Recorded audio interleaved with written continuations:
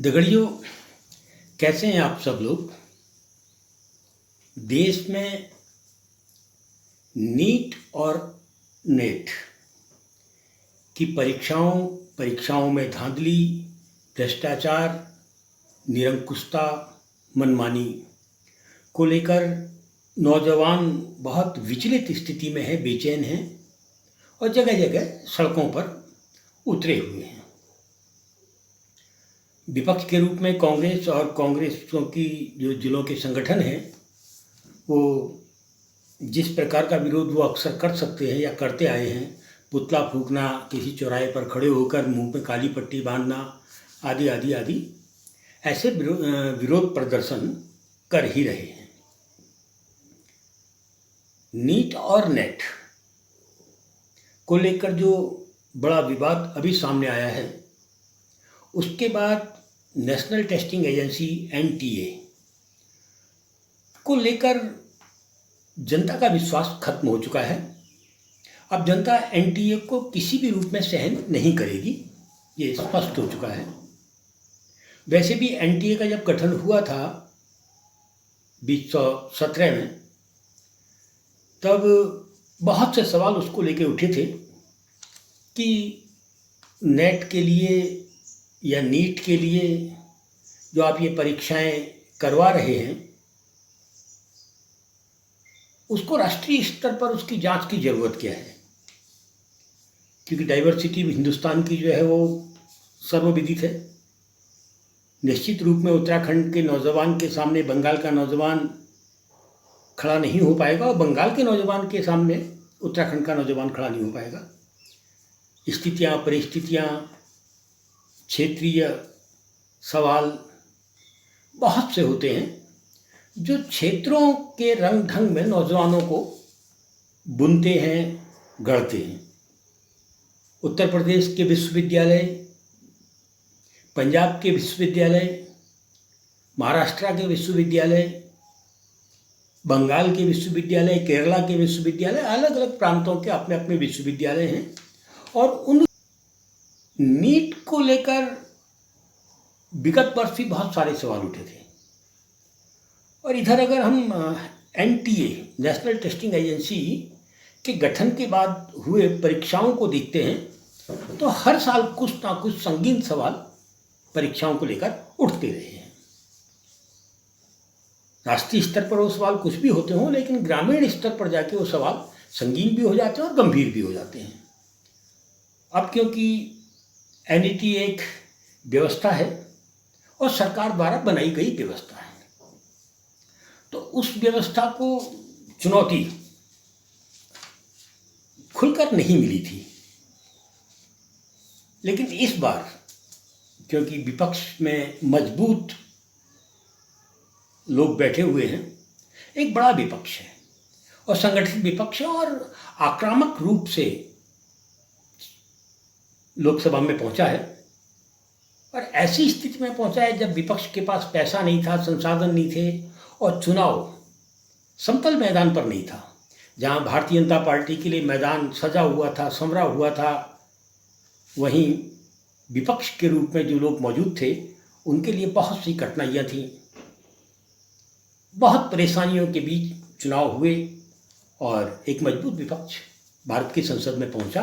तो उसका परिणाम कि नेट की परीक्षा में भ्रष्टाचार हुआ है, गुंडागर्दी हुई है, मनमानी हुई है, अफसरशाही हुई है, ये बात सार्वजनिक हुई और आंदोलन के रूप में तब्दील हुई।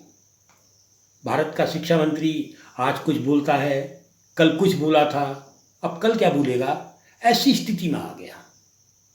कांग्रेस शिक्षा मंत्री का इस्तीफा मांग रही है और विपक्ष होने के नाते वो वही धर्म अपना निभा रही है जो धर्म उसको निभाना चाहिए था।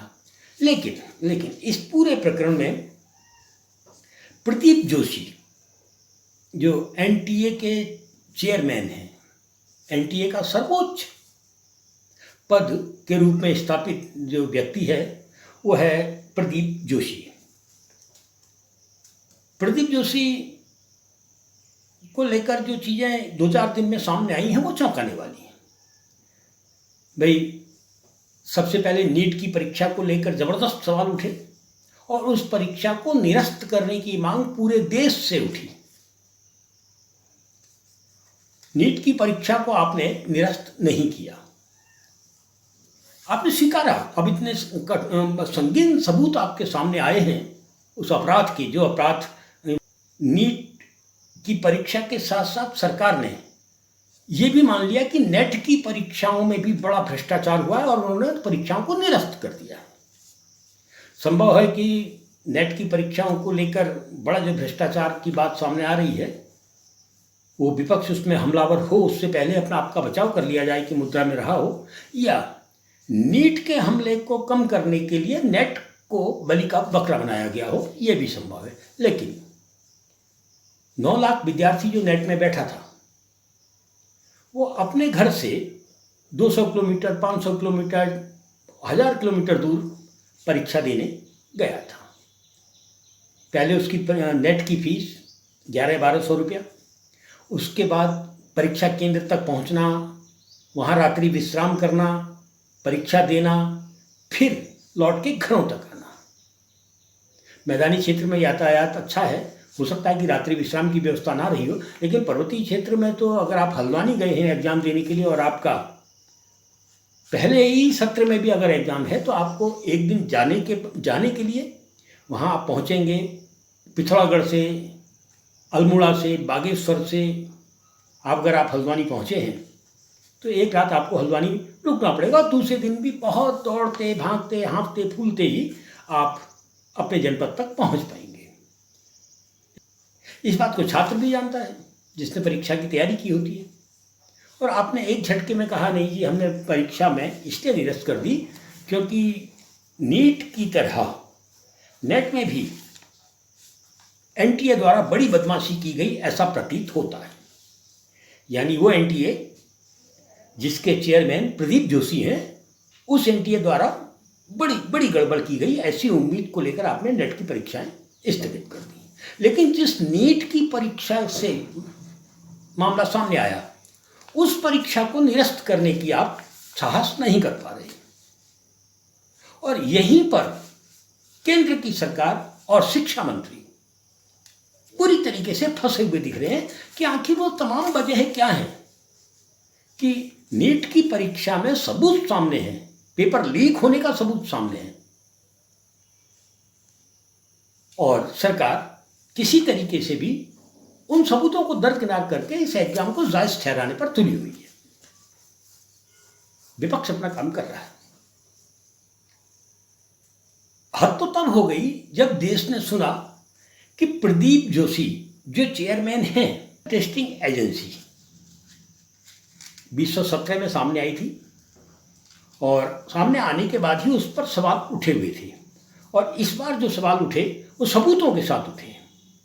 ऐसी स्थिति में अब राज्यों को चाहिए, राज्यों के नौजवानों को चाहिए कि वो सरकार से 2 टूक शब्दों में कहे कि विश्वविद्यालयों की स्वायत्तता उनको वापस कर दी जाए।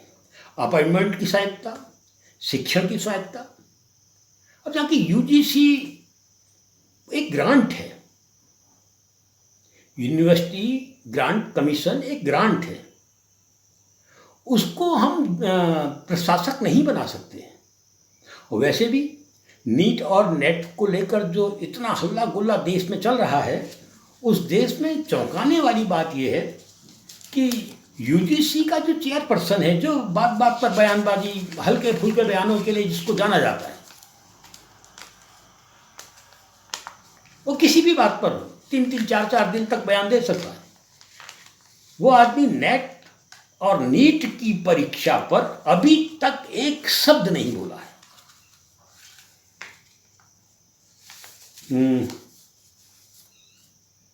ये लोग जो पदों पर बैठे और जिनके पदों पर बैठे होते हुए बहुत अधिक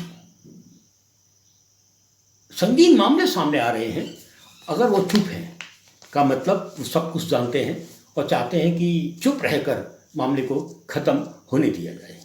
ऐसे में राज्यों का कर्तव्य बनता है कि वो अपने विश्वविद्यालयों की स्वायत्तता के लिए संघर्ष करें। यूजीसी आपको कुछ नहीं देता है, और यूजीसी जो आपको देता है वो आप ही का है, आप ही के लिए है। और आपके लिए जो था उसको यूजीसी बनाकर, ग्रांट कमीशन बनाकर एक तिजोरी में डालने का जो षड्यंत्र हुआ है, साजिश हुई है, जो खतरनाक खेल हुआ है, उस खेल के खिलाफ तो बोलना ही पड़ेगा।